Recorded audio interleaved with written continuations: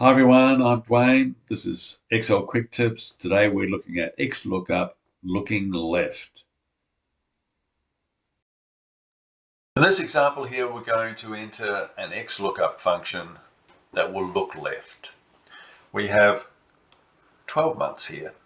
We have a revenue for each month here.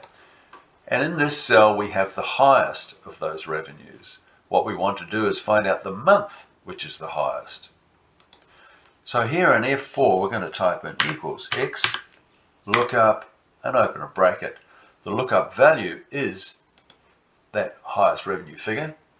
We click in there, we put in a comma to separate it from the next thing, which is the lookup array. The lookup array is where we will find that highest revenue figure.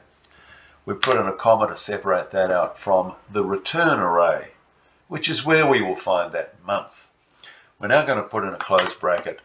That is the function. We only have three things that we need in there. And there's a little table down the bottom that explains it a little bit. The lookup value, the lookup array, and the return array.